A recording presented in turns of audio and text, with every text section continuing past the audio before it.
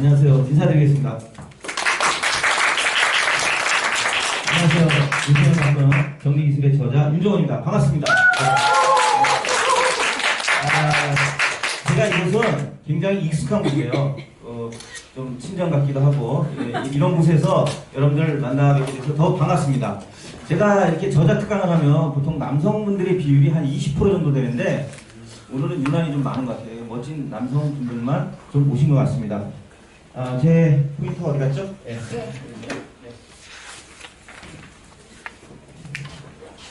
영광스럽게도 제 책이 2019년도 세종도서에 선정이 됐습니다.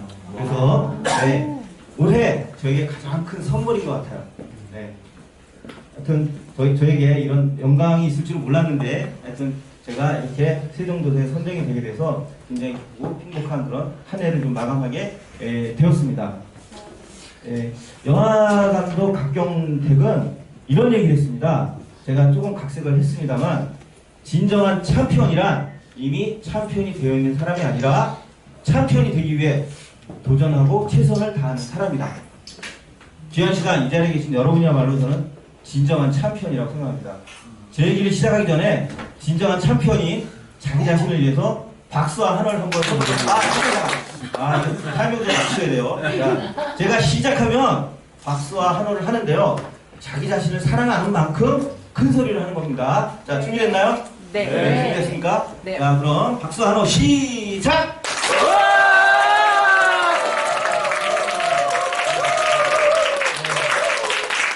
감사합니다. 박수는 이렇게 받는 겁니다. 이번에는 양옆에 앞뒤에 계신 분하고 인사를 좀 나누도록 하겠습니다. 악수를 하면서 상대의 눈을 바라보면서 당신의 눈빛을 보니 꼭 성공하실 눈빛입니다. 이렇게 하시는 겁니다. 그런데 꼭 상대의 눈을 바라보면서 하셔야 됩니다. 상대를 보니까 마음에 안 든다. 그럴 때는 눈을 감고 하시면 됩니다. 인사 나누시겠습니다. 네. 당신의 눈빛을 보니 앞뒤에 계신 분하고 있습니다. 당신 눈빛을 보니 꼭 성공하실 눈빛입니다. 꼭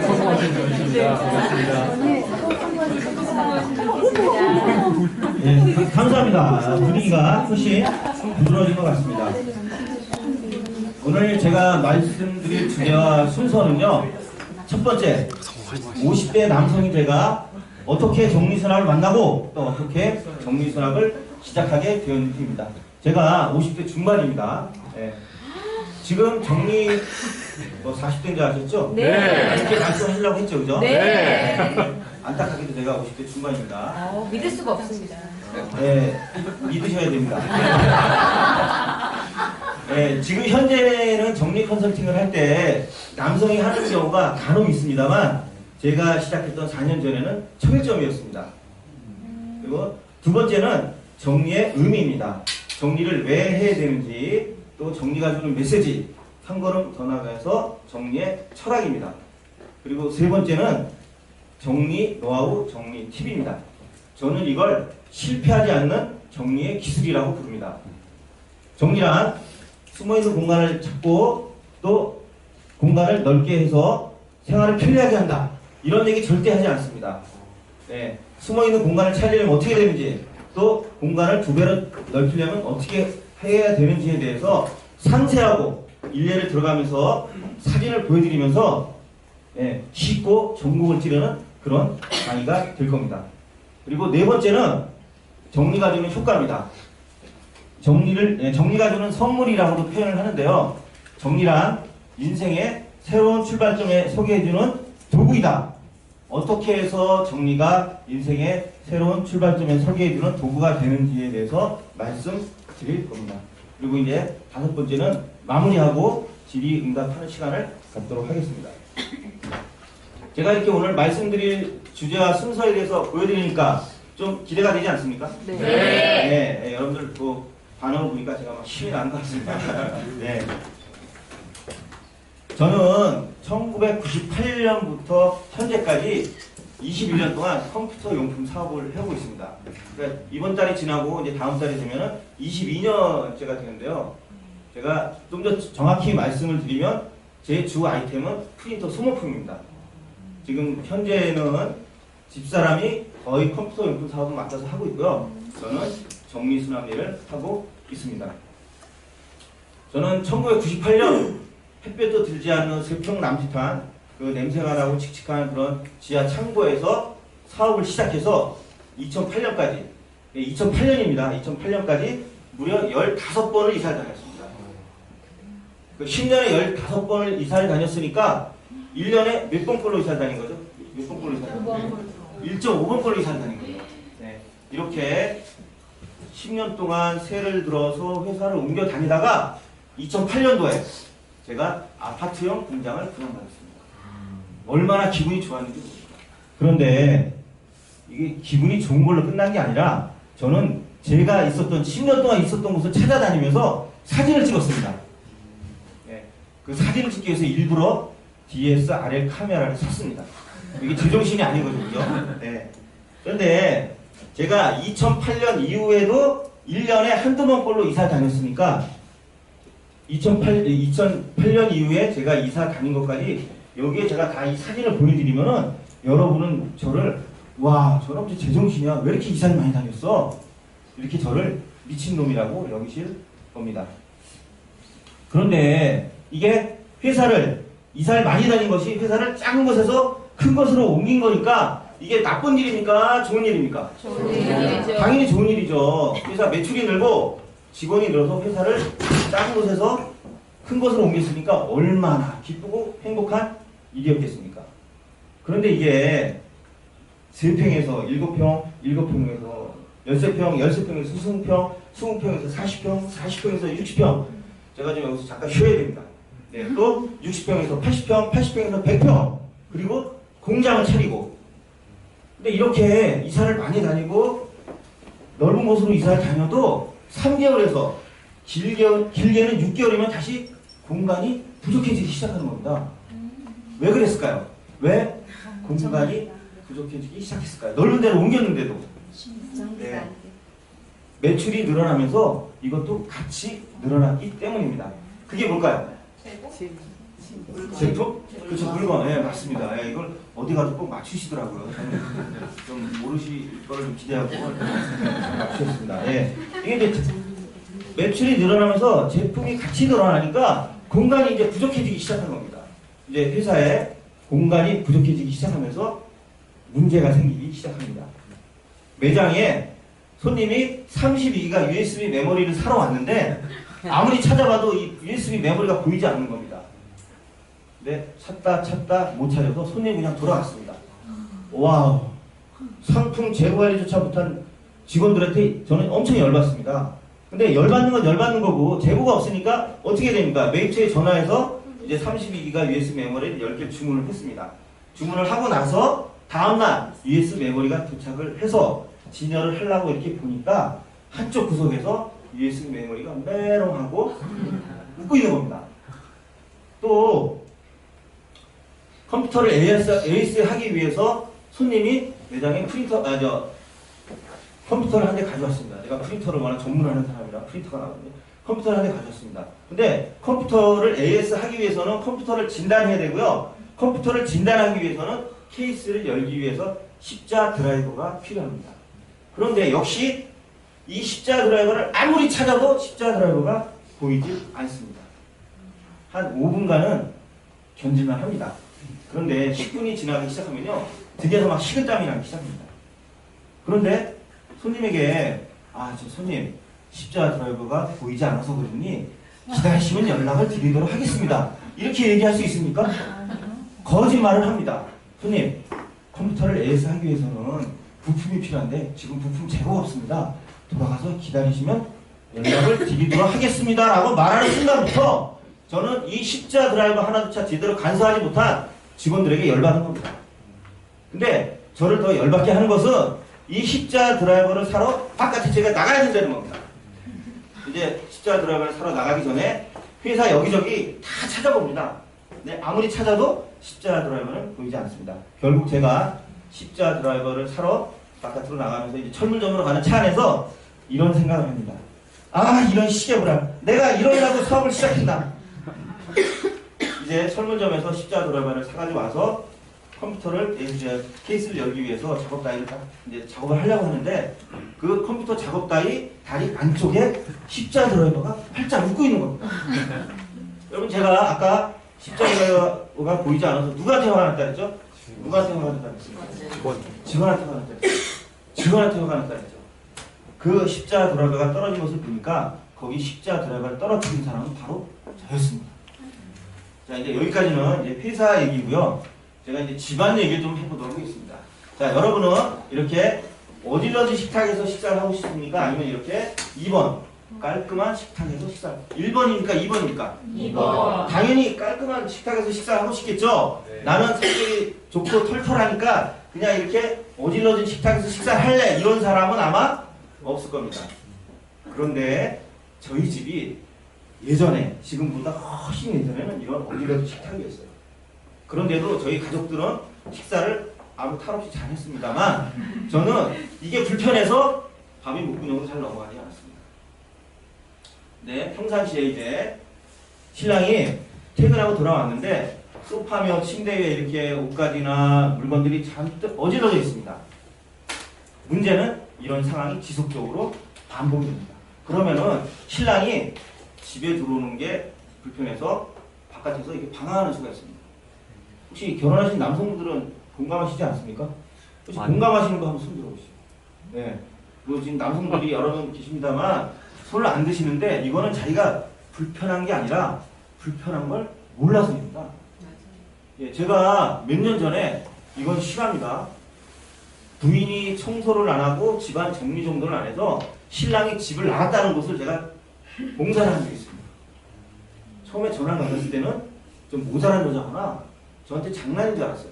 그래서 이제 적당히 대화를 하고 전화를 끊으려고 했는데 여자가 울기 시작하더라고요. 그래서 아 이건 장난이 아니구나. 그래서 그 집을 방문했더니 여자가 집에 들어서자마자 아주머니가 슬리퍼를 저한테 주는 거예요. 그래서 전 의아했어요. 아니 여기가 무슨 미국도 아니고 무슨 슬리퍼를 주나. 근데 제가 발걸음을 몇 걸음 옮기고 나서 그 아주머니가 슬리퍼를 준 이유를 알았습니다. 얼마나 청소를 안 했으면 이 바닥이 끈적끈적해서 슬리퍼 신고 이렇게 걷는데 이 슬리퍼가 벗겨질 정도였어요. 그리고 화장실에는 불이 들어오지 않았어요. 그래서 제가 아주머니한테 물었어요. 아니 어떻게 화장실에 불이 들어오지 않습니까? 그랬더니 아주머니가 뭐라는지 아세요? 아 저희 집에는 딸만 계신데요. 그냥 그러고 살았어요. 아 너무 그 볼일을 볼 때 문을 열어놓고 그러니까 밤에 볼일을 봤다는 얘기 아니에요. 너무 비인간적이지 않습니까? 근데 더 놀라웠던 것은 방이 3개인데도 불구하고 초등학교, 중학교, 고등학교 다니는 딸 넷을 한 방에 2층 침대 2개를 두고 정말 죄송한 말씀인데 돼지우리처럼 하고 살았습니다. 이 집에 사진 보이시죠? 네. 이건 진짜 리얼 스토리 실화입니다. 근데 이 집에 화장실에 불이 들어오지 않은 것은 그냥 전구가 이상 있는 게 아니고요. 배선이 이상 있는 거라 제가 전기 기술자를 불러서 화장실 등을 제가 그 배선까지 다 수리를 했고요. 그리고 한여름에 여러분 보시다시피 이 2층 침대 2개를 다 올 분해를 해서 양쪽 방으로 제가 이렇게 조립을 다시 해줬는데 정말 좀 죄송하지만 젊은 애들 편으로 개고생했어요. 제가. 네. 예, 이 집 얘기는 제가 시간 관계상 여기까지만 하겠습니다. 예. 저희 집도 정말 예전에 지금보다 훨씬 예전에는 이렇게 어질러진 상황이라 저도 조금 당황을 했던 것 같습니다. 제가 이사를 많이 다닐 수밖에 없었던 이유는 바로 저의 도전정신 때문이었습니다. 그리고 한편으로는 제가 이사를 많이 다녔기 때문에 정리수납을 만나게 된 것 같습니다. 저는 2012년 여름 청운의 꿈을 품고 프린터 사업을 하기 위해서 필리핀으로 날아갑니다. 네, 그 청운의 꿈은 1년 만에 잿빛이 되어서 한국으로 다시 돌아왔습니다. 다행히 한국에서 사업은 뭐 회사든 매장이든 제 평생 꿈이었던 재생토너 공장이든 아주 잘 돌아가고 있었습니다. 그런데 언젠가부터 재생토너 매출이 점점 이렇게 떨어지고 있는 겁니다. 나중에 이유를 알고 보니까 제가 공장도 원가 10,000원짜리를 13,000원에 전국에 있는 컴퓨터 샵이며 딜러들에게 판매를 하고 있었는데 중국산이 들어와서 8,000원에 판매가 되고 있었던 겁니다. 저는 공장을 접을 것인가 아니면 손해를 감수하고 계속 운영을 할 것인가를 결정해야만 했습니다. 네, 선생님은 어떻게 하시겠습니까? 공장을 접겠습니까? 계속 운영을 하시겠습니까? 네, 고민이시죠, 그죠? 네, 여러분이면 어떻게 하시겠습니까? 공장을 접겠습니까? 아니면 계속 손해를 감수하고도 운영을 하시겠습니까? 어떻게 하시겠습니까? 네, 고민이 많이 되시죠? 저도 고민 많이 했습니다. 저는 결국 공장을 접는 쪽을 택했습니다. 이제 굉장히 바삐 움직이고 막 공장에 가서 이런저런 일을 하고 매장도 해야 되고 회사도 운영을 하던 사람이 공장을 딱 접고 나니까 제가 좀 한가해지고 심심해지기 시작했습니다. 그래서 저는 이거를 만회해보고자 마누라 몰래 수천만 원을 투자해서 새로운 온라인 사업을 제가 시작합니다. 이게 결혼하신 남성분들 마누라 몰래 뭘 하면 절대 안 됩니다.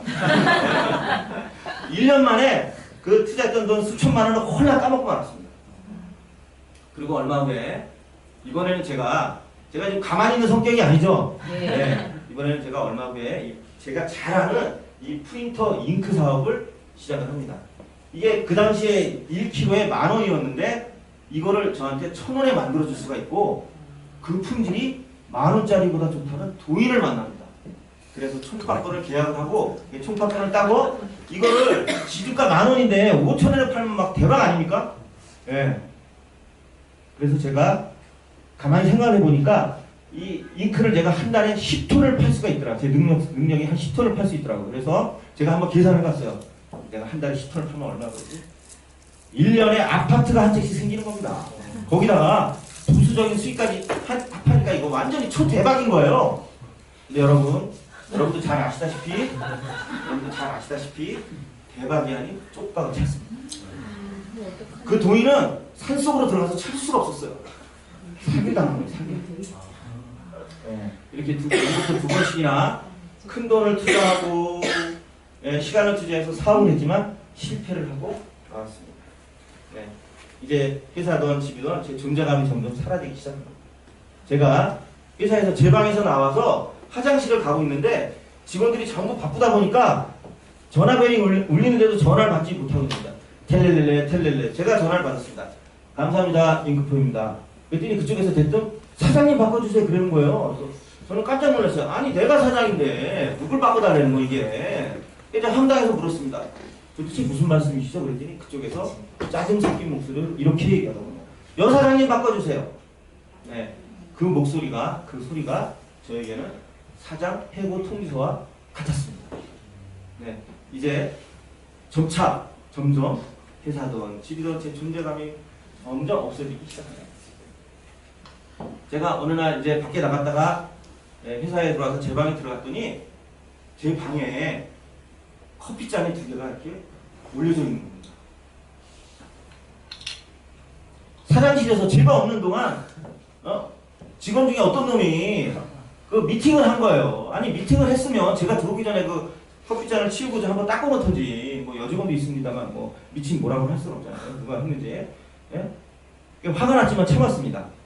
또 언젠가 제가 밖에 나갔다가 다시 또 돌아보니 이번엔 제 방에 제품이 박스째 산더미처럼 이렇게 쌓여있는 겁니다. 이번엔 도저히 참을 수가 없었어요. 제가 직원들을 불러서 야 이놈들아 이게 무슨 짓이야. 사장실에다가 이거 당장 치우지 못해?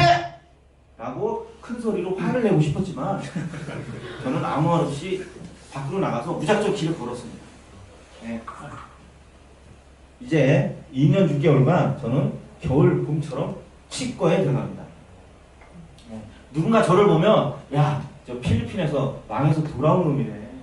그리고 토너 공장을 말아먹은 놈이래. 저 놈이 그렇게 욕을 하고 비난하는 것 같아서 거래처를 다니거나 누군가를 만날 수가 없었습니다.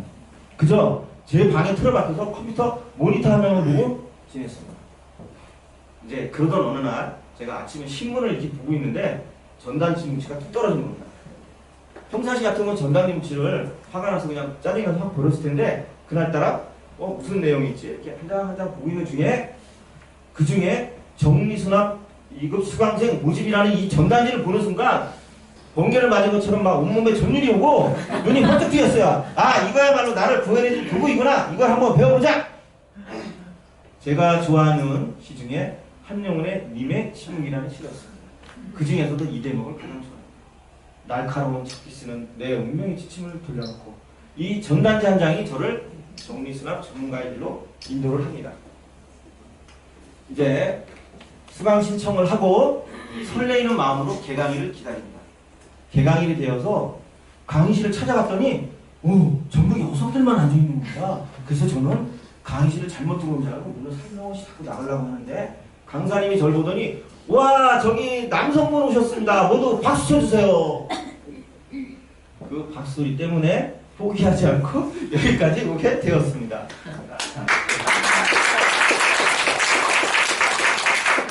네, 오늘 그 박수를 쳐주셔서 제 인생을 바꿔놓으신 강사님이 이 자리에 와 계십니다. 네. 김건 선생님, 저 한번 손 한번 흔들어 주시죠. 반갑습니다. 제가 특별히 오늘 모셨습니다. 네. 네. 이제 제가 정리수납을 이제 시작하게 되고요. 네. 이거는 이제 수납 강사 수료 시대에 찍은 사진입니다. 근데 왜 웃으시죠? 네. 제가 8기였거든요. 수납 강사 8기인데 제 동기가 60명이었거든요. 그 중에 제가 잘생긴 남자 한 명 보이죠? 제가 청일점이었습니다. 이제 저는 정리수납을 시작하면서 제일 먼저 제 방을 정리하기 시작했습니다. 그리고 치과에서 벗어나서 사람들을 조금씩 만나기 시작했습니다. 그리고 이런 강의를 시작했습니다.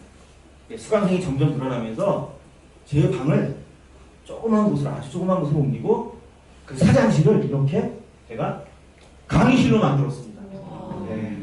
근데 다른 곳에서 강의를 할 때는 여기서 막 큰 박수가 나옵니다. 아, 그래도 박수가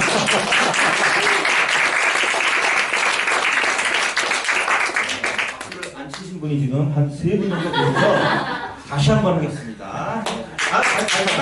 잠깐. 이게 큐를 한 다음에 해도 잠깐. 다른 데서 강의를 할 때는 여기서 큰 박수와 함성이 나옵니다. 네, 엎드려 절박이지만 뭐 이렇게라도 해줘, 그죠? 그래서 제가 이제 이렇게 강의를 시작하고 이제 정리수납을 하게 되고, 그런데 여러분 만약에 제가 정리수납을 만나지 않았다면 어떻게 되었을까요? 네, 어떻게 됐을 것 같아요? 우리 동기분이 여기 오셨는데 어떻게 됐을 것 같아요? 제가 정리수납을 안 만났습니다. 계속 방에 계속. 제가 정리수납을 만나지 않았다면 어떻게 되는지 그건 여러분의 상상에 맡기겠습니다만은 아마 저는 우울증이라는 감옥에 갇혀서 스스로 목을 매달았을지도 모릅니다. 실제로 저는 극심한 스트레스와 큰 절망감으로 인해서 심장마비가 와서 쓰러져가지고 2번을 죽거나 분기를 넘기기도 했습니다. 저는 정리수납을 만나서 우울증을 극복하고 새로운 출발을 준비하고 있습니다. 여러분들이 좀 많이 도와주셔야 돼요. 책을 좀 많이 구매를 해주십시오. 네. 자, 이제 본격적으로 이제 정리의 의미입니다. 그 첫 번째, 그러니까 나 자신을 위한 정리를 하라. 여러분 초등학교 때나 중고등학교 때 반에서 1등을 해보신 분 손 한번 들어보세요. 우와, 대단하시네요. 네. 네. 반에서 정말 1등 하셨는지 이건 뭐 확인할 방법이 없습니다. 하여튼 반에서 1등 하는 건 결코 쉽지 않습니다. 그죠? 네. 그러나 공부를 아주 열심히 하면 반에서 1등을 할 수가 있습니다. 그런데 말입니다. 전교에서 1등 하는 거는 공부를 열심히 한다고 될 수 없습니다. 어떻게 하면 전교에서 1등을 할 수 있을까요? 그 방법이 있습니다. 그게 뭘까요? 여러분 궁금하시죠? 네. 공부를 이렇게 열심히 하는 건 기본이고요. 공부를 왜 해야 되는지 그 이유가 명확해야 합니다. 그럼 정리에서 1등을 할 수가 있습니다. 정리도 역시 마찬가지입니다. 그냥 정리를 위한 정리를 하는 거, 공간을 좀 넓게 쓰고 깨끗하게 하기 위해서 공간을 이쁘게 하는 그런 정리와 나 자신을 위한 공간을 만들겠다고 하는 정리와는 엄청난 차이가 납니다.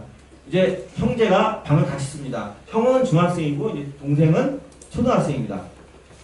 이제 두 아이가 학교에 가고 난 다음에 엄마가 큰맘 먹고 옷장을 정리하기 시작합니다. 그래서 옷장을 다 옷은 다 꺼냅니다. 다 꺼내고 이제 정리를 하기 시작하는데 어느덧 해가 뉘엿뉘엿 지기 시작합니다. 엄마는 마음이 급해집니다. 그때 한 가지 아이디어가 떠오릅니다. 에이 뭐 정리라는 게 별거야. 양말은 양말대로 속옷은 속옷대로 정리를 하면 되지. 정리를 합니다. 네, 다음날 아침이 되어서 큰애가 학교를 가려고 양말을 찾는데 양말 찾기 굉장히 힘들어요.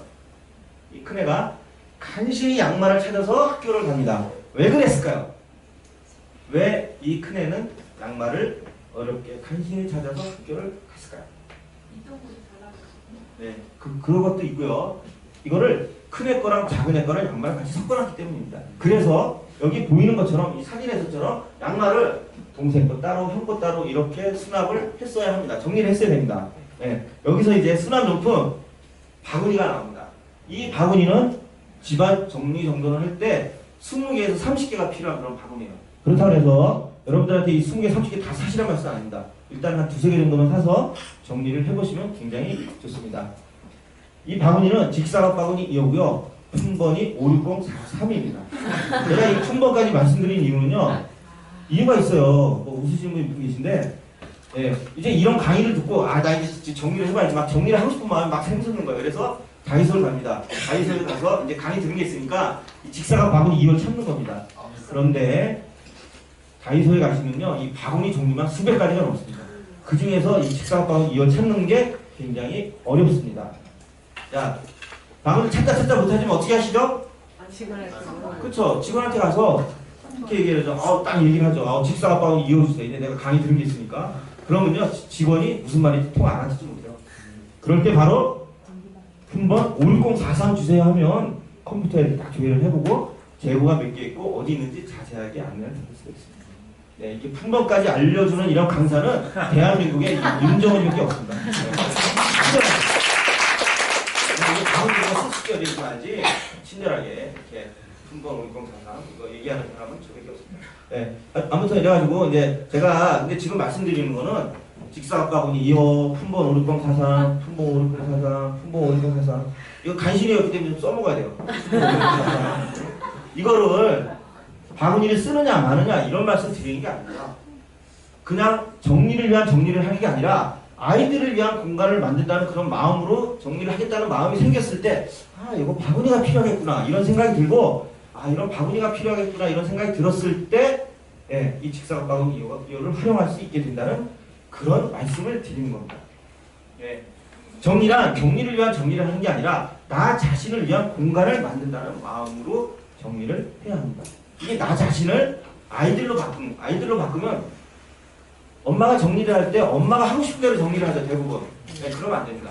이제 아이가 학교에 간 다음에 엄마가 방을 정리했어요. 근데 아이가 학교에서 딱 돌아온 다음에 정리된 방을 보면 이렇게 얘기하죠. 그죠? 대부분. 엄마 내 방을 정리해서 너무 고마워. 이렇게 합니까? 아니면 엄마 내 물건에 누가 함부로 손대라고 그랬어. 전자입니까? 후자입니까?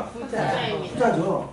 아이들 방을 정리할 때도 아이들의 의견을 물어서 아이들을 배려하면서 정리를 해야 됩니다. 그리고 예를 들어 신랑의 서재를 정리한다 그럴 때는 신랑을 위한 공간을 만든다는 마음으로 우리 정리를 해야 되고요. 내가 정리 전문가라면 고객의 집에 가서 정리를 할 때는 고객의 라이프 스타일, 그다음에 고객의 동선, 고객의 니즈, 고객이 원하는 걸 정확히 파악을 해서 그렇게 정리를 해야 된다. 나는 뭐 정리수납 전문가니까 내 맘대로 정리할래? 이건 하수입니다. 제가 정리를 시작하고 얼마 되지 않아서 평택에 있는 단독주택을 정리를 한 적이 있어요. 근데 희한하게도 그 집에 안방에 막 이만한 그런 화분이 있었어요. 근데 이제 같이 일하는 선생님 한 분이 저거를 거실로 내놓으세요. 근데 이제 그때 바로 이제 고객이 물건을 사러 밖에 나가 있었거든요. 근데 제 생각에는 이거를 함부로 내놓으면 안 될 것 같은데 제가 이제 일을 한 지가 얼마 안 되다 보니까 제 의견을 얘기할 만한 처지가 안 됐어요. 일을 이제 막 시작하면 막 이제 쳐보다 보니까 근데 내 생각에 이거 옮기면 안 되는 것 같은데 그래도 이 고참이 좀 무서운 것 같아요. 여기 다 이제 선배님들 뭐 계신데 옮기라 해서 제가 이제 들어서 어렵게 옮겼어요. 근데 아니나 다를까 고객이 얼마 안 집에 들어와서 확 짜증내는 거야. 아니 이 화분을 누가 거실에 놓아서 다시 안방으로 옮겨주세요. 그래서 다시 그 화분을 둘이서 끼끼 매고 들고 다시 안방에 놓은 적이 있습니다. 자 이거는 좀 중요한 거니까 다 같이 한번 읽어보도록 하겠습니다. 자, 시작. 정리를 위한 정리를 하는 게 아니라 아이들, 신랑, 고객 등을 위한 공간을 만든다는 마음으로 해야 한다. 자, 정리의 의미 두 번째. 사람답게 살기 위해서이다. 저는 이거를 나답게 살기 위해서라고도 표현합니다. 요즘 정리 컨설팅을 하다 보면 혼자 사는 사람들이 많다는 사실에 좀 놀라곤 합니다. 제가 강남에 5층짜리